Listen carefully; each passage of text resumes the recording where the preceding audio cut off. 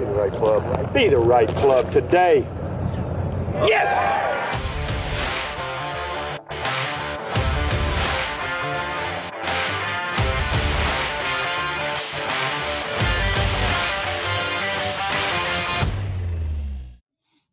Hello, everybody. Welcome to another Be the Right Club Today podcast. Today's guest is Mr. Ed Fiori. Mr. Fiori won 4 times on the PGA Tour, 7 worldwide wins, known as the Grip.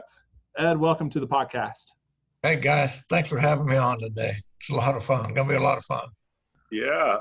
So, Ed, you and I go back a long ways. You know, University of Houston tried to recruit me, and you were over there at the University of Houston, and old Ron Kilby showed me around. Ron's a good friend of yours, I know, and I got to play with you whenever I was an amateur out at AT&T, Bing Crosby. You didn't think I was ever going to make it. I played so poorly, I know. Oh, that was all in fun, Hal. That was quite a while ago.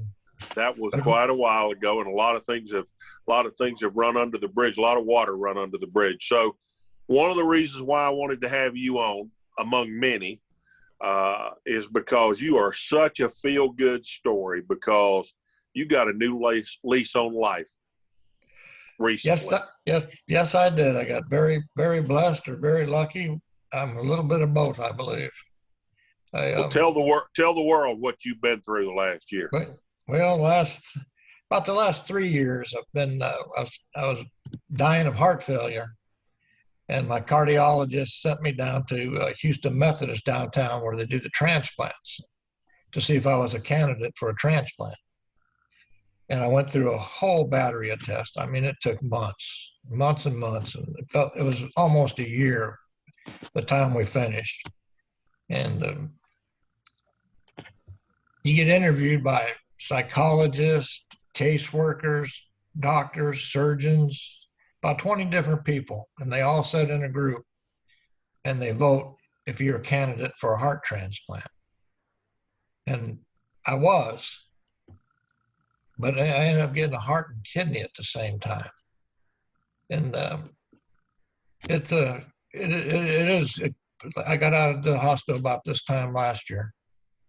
And it was one of the best Christmases we ever had. I just sat around and we just hugged and laughed and cried together with the family. And it's amazing. I mean, I still have some issues today with it, but they're addressing those. And the heart's not a problem whatsoever, and the kidney's functioning very well. It's just for me to get a little stronger and quit falling over my own feet. I've been getting in trouble with that. Just the balance not there because the strength's not there. But I'm doing well and looking forward to the great things in front of me.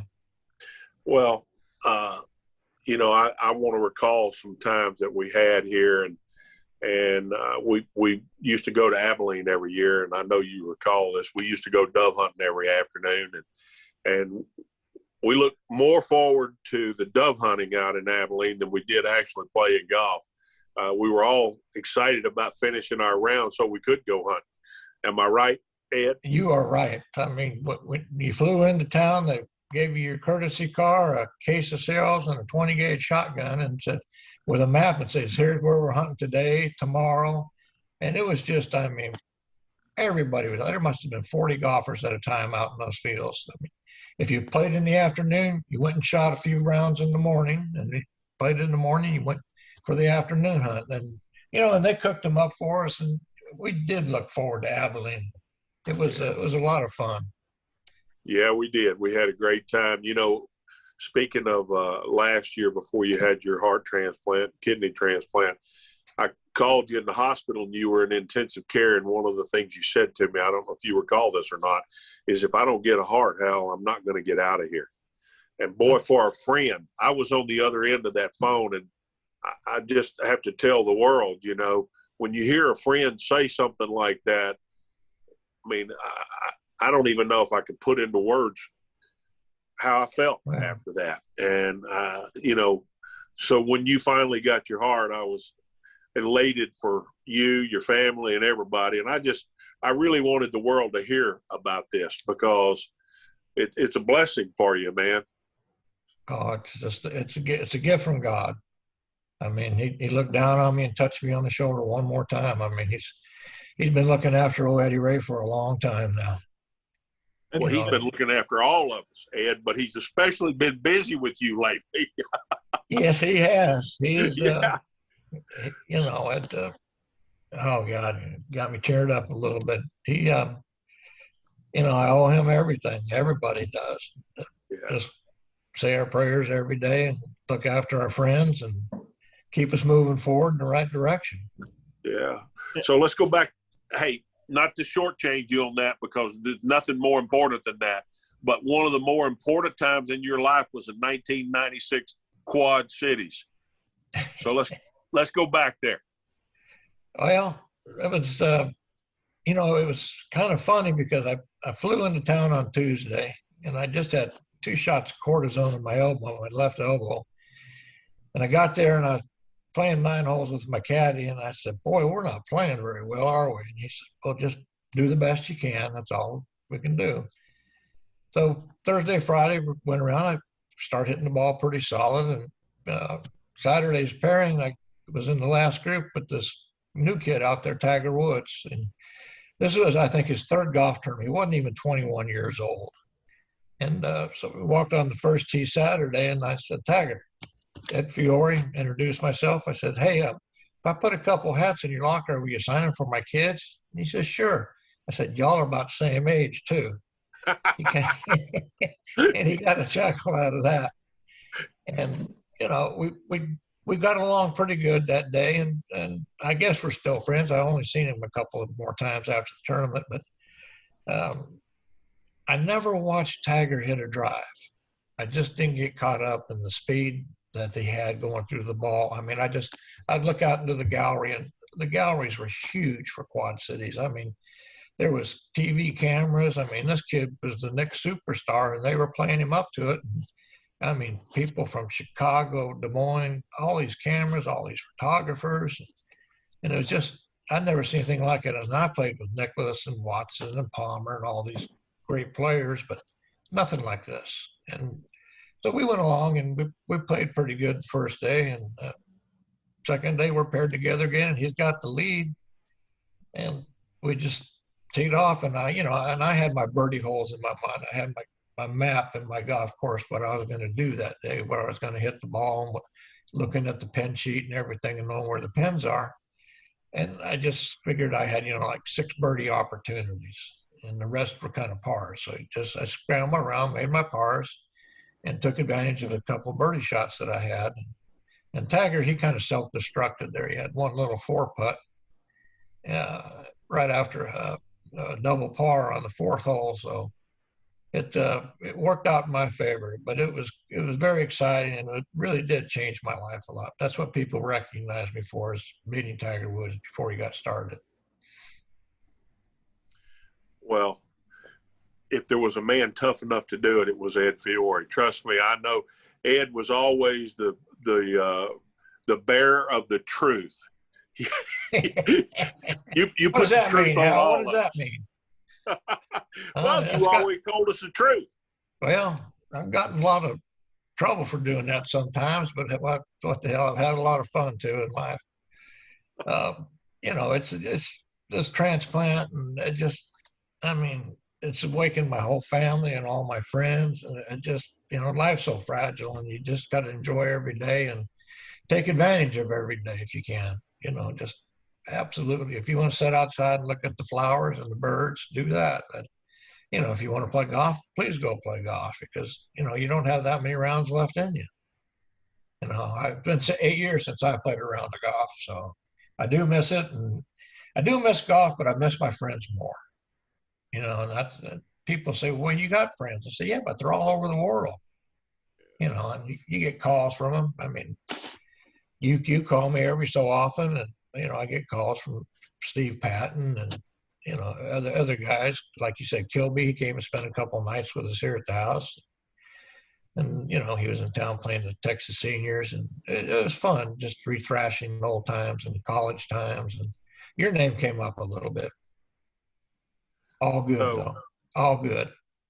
so Ed, you were a tough competitor. So if we were going to tell young men and young women out there trying to play the game at a high level, were you born being a tough competitor, or did you develop that, or what? I think I developed that as I joined the tour and got a little older, and, you know, watch the older players and see how they handled themselves. And, you know, you could, the first couple of years on tour, you just, you know, you're there to learn. You know, I mean, you can play some good golf between here and there too, but you're there to learn. You watch them, you know. I used to watch Weiskopf practice. I used to watch Trevino practice and Jerry Pate. And those were about the only three guys I watched at the ball, because their swing was so fluid and it was all natural to them. And, you know, it felt good. And you talked to them, and you know, you guys bullshitted together. It was really neat. Became friends with Tom pretty good. And I know you're a good friend of Tom's. And, Yeah. you know, I guess I just kind of grew into it. You know, you just had to be a little tough. Well, you didn't copy any of their grips. No, I did not. You know, here's a funny story. You know, they kept saying grip, grip, grip. So I said, okay. So I went through the grip change. I said, you know, I got it down there, the old interlock, and said, okay, here we go. And I did it. Did it for about 10 days, worked my ass off on it, and could hit the ball with it. I got over to the U.S. Open qualifying the champions, and I looked down the fairway and I waggled a little bit, and I regripped it and regripped it and I regripped it, and lo and behold, I had the same grip time I took it back. So I just wasted those 10 days, and I just stayed with that grip since I was a kid. Yeah. But it allowed me a very good short game, that grip, because I could slip that right hand under there pretty easily. Yeah, you had an unbelievable short game. Well, that was one of my strong suits. Driving of the ball, not so much. And why do you think the grip helped your short game? Well, because I was underneath already to start, and I could be a little more handsy with it and flip it under there pretty good. Because every time I tried a 60-degree wedge, I couldn't hit it. I would just miss it because I would hit it high on the club face every time. It just, you know, because I worked on it. I mean, I could go hit 100 bunker shots and 200 chip shots, and, you know, and then I'd hit half a bucket of balls on the range. I never stood on the range and hit a lot of golf balls. So, Ed, you think you'll ever be able to play golf again? Well, that's my goal, Hal. I really doubt it, but that's okay. You know, I go over to Meadowbrook Farm and watch some friends play golf every now and then. I'll watch them for about 6 holes, and they don't make any birdies, I leave. I can make bogeys. I don't want to see that. I come to see some birdies made, guys. You know, but I get out, and, you know, I haven't been able to get back in the boat or anything and go do a little offshore fishing. I was just fixing to ask you if you've been able to go fishing, because I know that's no fishing, no hunting yet. I'm gonna go up to Bob Eastwood's here. He's got a ranch up in Stephenville with a nice pond on it full of really nice bluegill. You know, I started off catching bluegill and made the whole circle, went through the whole marlin circle, everything, and I'm ending up catching bluegill again. I'm just happy to do it. Yeah, I bet. Oh, it's fun. Ed, when you were playing with Tiger at Quad and the crowd was bigger and everything was just on a bigger stage, how did you stay in the present? How did you handle your nerves? How did you, you know, finish that round off? I never watched him hit the tee ball, but I would sit there and look at the gallery. We'd see if we could find the pretty girls in the gallery. Me and my caddy were hawking the gallery pretty hard. You know, just to take your mind off it. We'd laugh, and he'd say, hey, there's one over there. And you know, I mean, Tiger Woods was hitting the ball 90 to 100 yards by me, so I certainly couldn't watch that. Because, you know, you're trying to give it a little bit more, and you just don't have it. It affects your game. So I just blocked him out a little bit. I put like in the horse races, I put the blinkers on. So that's how I did that. just one shot at a time too. That was the key to all my wins. You know, I really didn't get nervous in all my wins, but I just played one shot at a time and knew what I was going to do on the birdie holes. I knew where I was going to hit it, knew where I was going to attack the golf course, and knew where I was going to play safe on the golf course. Knew where to miss it. That's what you learn that a lot, where to miss the ball on the golf course. But just one shot at a time. That's all I can tell those kids. Just one at a time. So you mentioned that you knew where your birdie holes were, and at the last round there, is that the way you played every round? You knew where you needed to make the hay that day, and that's the way you played all the time? Yeah. I mean, I would map the golf course out pretty well. Like one of my favorite courses was Doral Country Club down there. They call it Trump Doral now. As I go through it, I had 10 birdie opportunities there. Par fives, the short par fours. But I mapped out where I was going to play aggressive. And I knew I was going to have 10 opportunities to make birdies that day. And I never won the tournament, but I finished top five, I think 4 or 5 times. You know, I had a shot. But that's just everywhere, just like that. I'm sure you mapped out all your shots. Well, yeah, I knew where my favorite holes were and the ones that fit my game, you know, and I knew the ones that didn't. And I took the risk on the ones where it suited my eye, and I played a little bit more conservative golf on the others. So I know you won the Bob Hope. Where was the final round at the Bob Hope? Indian Wells. Indian Wells. How many under were you? I finished 25 under for 5 rounds, and I birdied the last hole to tie Kite. And then we went to the playoff. He hit it about 3 feet in the playoff, and I hit it about 2.5 feet in the playoff on the par 3, 16 or 15. And then I made that big old long putt on him on the 16th hole. But I got a question for you, Hal. Okay. Why do you think you won the 2 TPCs? I mean, those are great wins.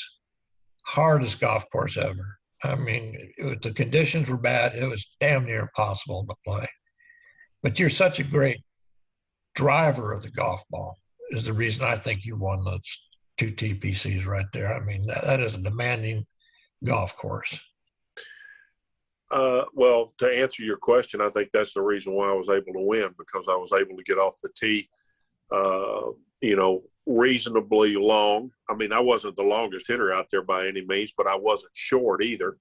And I was fairly straight. So I was able to be in the fairway. And those greens, you need to be in the fairway going into those greens. So, see, I think you're one of the best drivers of the golf ball that I've ever seen. Greg Norman was one. I mean, he was one of the best drivers of the ball that I've ever seen. And yeah, he was. You're right there too with it, though. Well, Greg was a little longer than I was, but you know, when I was playing, I didn't miss it left much, which was good, you know. And now that I've gotten older, that's all I do is miss it left. Oh no, the hook's got you. Oh, that's fun. So the other 2 wins. Tell us about the other 2 wins. Oh, it was my second year on tour, 79, and down at the Southern Open, down there in Green Island Country Club. Grainiest greens I've ever putted on tour. Absolutely grainy. And I'm playing with Mike Reed in the last group, and I don't forget who else. Weiskopf was in front of us. And I get to the 17th hole, and I'm 1 back of Mike Reed, and Tom's playing 18. Mike hits it on the green about 20 feet short, and I knock it up about 3-foot side hill putt. Mike putts up, has a little foot tap in, and he hit it and hits the back of the hole going down green, and the ball rolls out 20 feet past the hole. Yes. Yes. Yes, and it just kept, it wouldn't stop. You know how they just keep going. That's how grainy it was. He made the one coming back for a 4 bogey. Now I From got 20 this feet. from 20 feet. Now I got this little slider that's got about 6-inch break on it, and I said, "My God, if I miss this, I'm being down in the front of the green." And I ended up making that putt. I walked on the 72nd hole, hadn't led the tournament, and I'm in the lead of the golf tournament, and it's a 3-shot par 5. So, you know, I played my 3 shots, missed my birdie putt. Tom made his in front of us. We went to a playoff. And we both bogeyed the first hole. He missed about a 4-footer straight uphill into that green.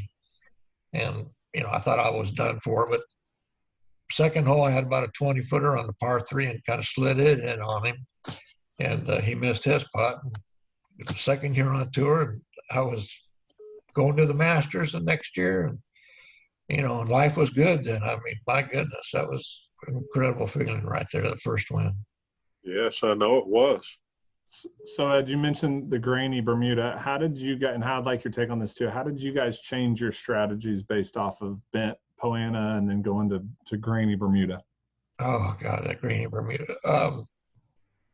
You know, you'd like to go add some more loft to your putter, but you dare not bend your number one shooter. So, you know, you'd make a little adjustment with your hands. And hell, I shot 6 under and won the golf tournament. And it's a driver wedge golf course. That's how grainy the greens were. But, you know, you just make a little adjustment with your hands. You know, when you hold them a little higher, you don't try to put any extra loft on it. And just hit it damn hard going into that stuff. The hardest part about grainy greens was the adjustment of speed, because the speed variance was huge. Wouldn't you agree with that? Absolutely would. Yeah. So uphill putts into the green, almost never did anybody get it to the hole. Never. And, you know, just couldn't force yourself to hit it that hard. So it was constant mental reminding yourself.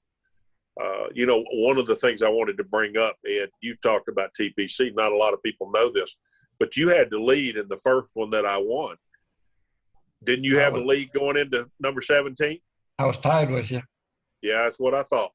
I was tied with you. That's been a long time ago, so that really stretched my memory to remember that. But you were playing in the group right in front of me, weren't you? That still haunts me.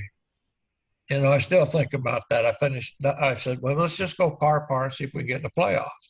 You know, with you is what I wanted. And 17th hole, I hit a real good shot, and it hit right there on the crest and hit hard and trickled off the back. So I ended up making double there. And then the 18th hole, I missed it to the right and chopped it out and into the lake over there and tipped up, made another double, finished double there. That was a bad feeling in my mouth for a long time. Yeah. And congratulations on you, though, but you won. That's fine. Well, I just wanted to give you credit because you played great that week. And, you know, you're not the first person that the 17th and 18th hole has bit real hard. You know, the second time I won, I had a 4-shot lead going into 17 and hit a really good shot and I just carried it over the slope there in the last group. The green gets so hard, you know, I just didn't have enough brakes on the ball to get it stopped before it went into water. Yeah. Made triple there, actually. Oh, my goodness. And at the end of the day, the greens dry out so much and the cups get hard, and you see a bunch of lip outs, and they got the paint on the cups, and you know it's different conditions than it is 2 hours in front of you.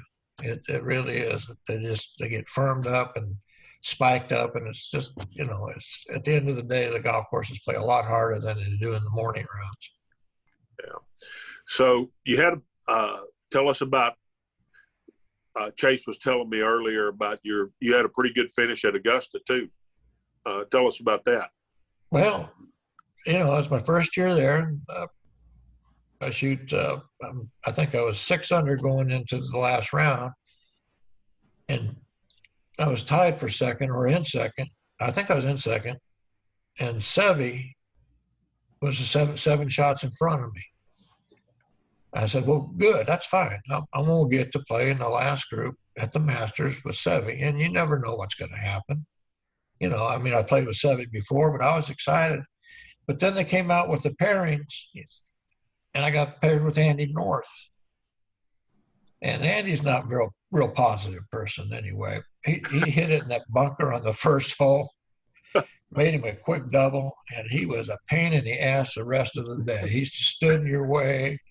I mean, he moped around, he wasn't, and he was affecting my games, what he was doing, and he was trying to. It was just gamesmanship. But I was a little disappointed. I finished out 1 over that day. I thought I played pretty good. Augusta's a funny golf course. 1 over is a good round sometimes. But I ended up finishing, I think, tied for 6th. Got invited back to the next year, and it was good for me. It really was. I missed the opportunity of playing with Sevy in the last round of the Masters. So. Yeah, well, I'll tell you, I'm sure you played with Sevy though, didn't you? Quite a few times. Yeah. Well, he was a master of gamesmanship too. Yes, he was. Yes, he was, and he knew it too. But I played with him and David Graham at the World Series, and that both just David Graham would slow play us. He would say, "Come on," and he'd hurry up. Want to hurry up. He was a pretty fast player. Yeah, he was. But, David was affecting our games. How he always was. It was all about David. He didn't care about anybody else. It was just him.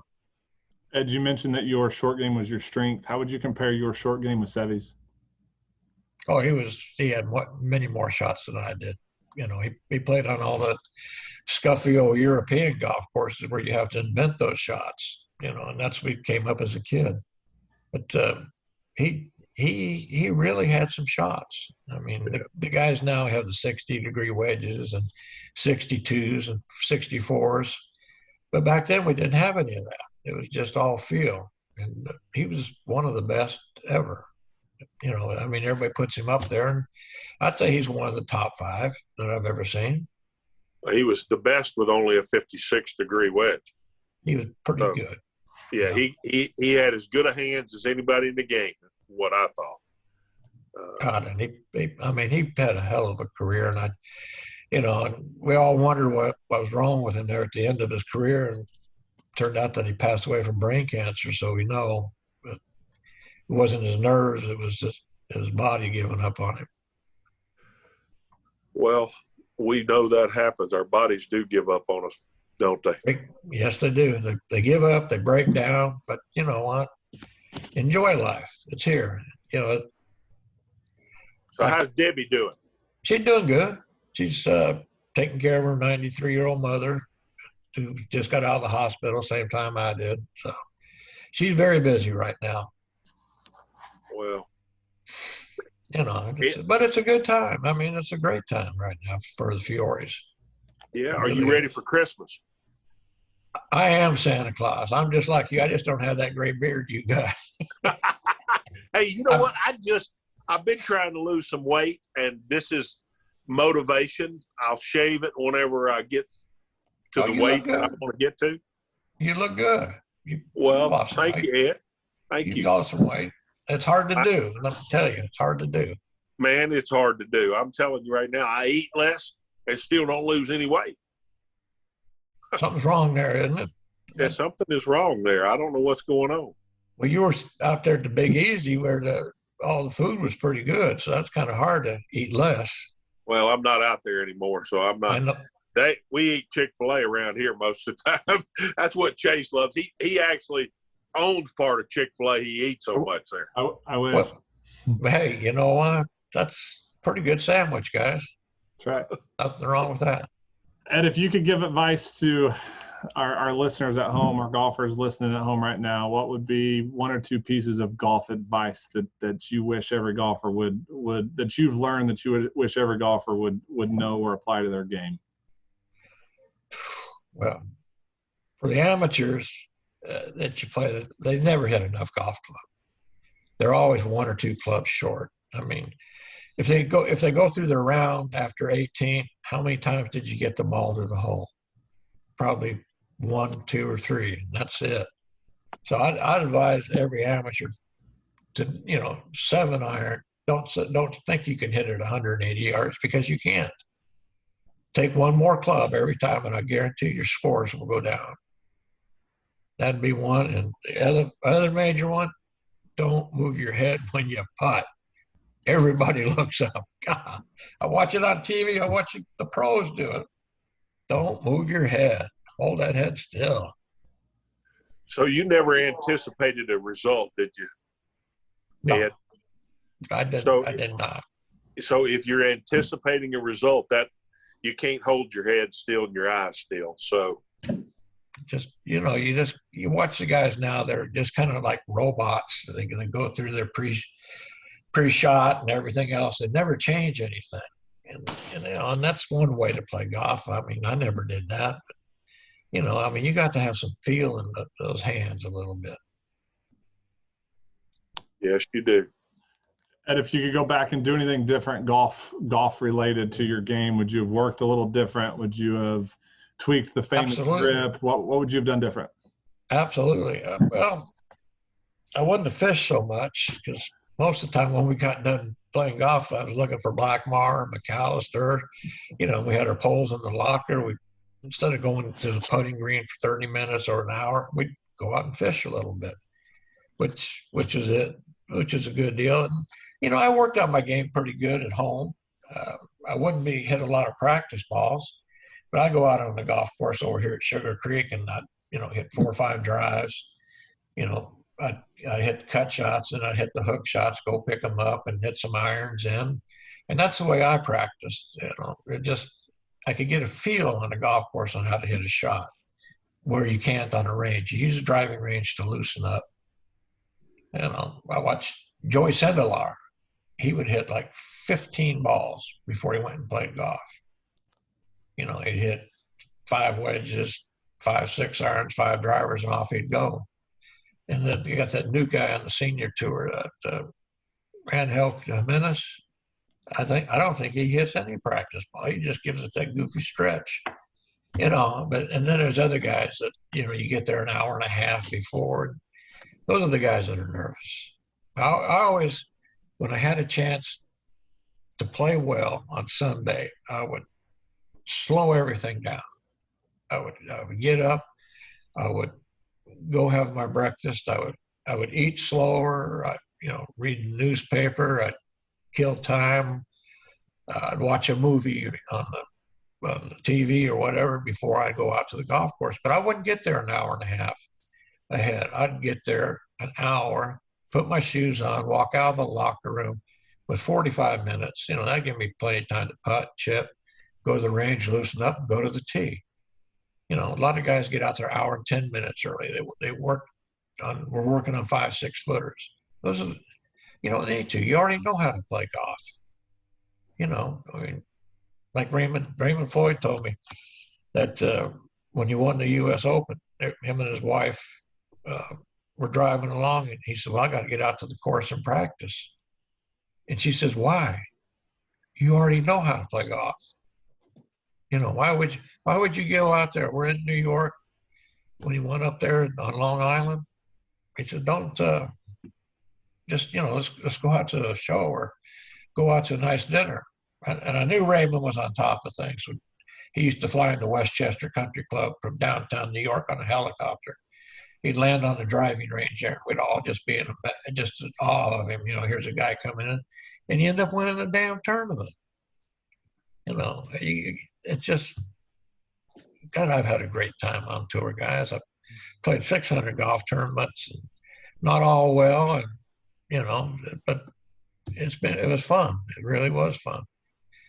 I told Blackmar, we were walking down the 18th hole at the Drow Club there, and I said, if I play next year here, I'll have spent 6 months in this hotel. That's a long time because you end up staying in the same places every year. But 6 months in the same hotel at Drow. But those friendly waitresses down there in the dining room, God, they were mean. Oh, no. I'm only laughing because I know what you meant. Oh, yeah, you've been right there with me. Been right there with you. You know what, Ed? It was a great life playing the tour. The thing that I miss the most is not another birdie or not another bogey, but breakfast with Ed Fiori and all my other friends. seeing you on the range, talking Oh. about the last big catch you had. I know you loved Doral because you caught some big fish there, didn't you? I never did. You did? I never did. No, but they used to give you a free room for the biggest The big bass. fish. And I stayed with Blackmark 2 times, and he won the big bass, so I got a free room with him. Yeah, I figured you would have won that. I tried. Yeah, I'm sure. I just couldn't outfish Phil. I mean, I'd give it 2 hours. He'd give him 4. He'd really work hard. Phil Blackmar would rather win. We went and fished this bonefish tournament down there in the Keys, and he'd rather won that, and he did a couple of times in a row, than the U.S. Open. That's how much fishing meant to him. And he was one of the best fishermen I've ever fished with. Well, you were one of the best competitors in golf that I ever played with, and a great friend. We really appreciate you being on Be the Right Club today. I hope that I hope you get that first round of golf in soon. Well, we're shooting for it. We're working on it. We're trying to get a little stronger and a little looser. Body stiffens up when you get old. Oh, don't tell me about that. I know. Yeah. Guys, I enjoyed the time with you. And anytime you want to have me back, I'll be more than happy to. Have a Merry Christmas. You guys too. Enjoy your families. That's what they're there for. Love each other and just spread some joy if you can. Well, we will. Tell Debbie hi. Merry Christmas, Ed. Well, thanks, guys. Merry Christmas to y'all. All right. Bye-bye. Bye-bye.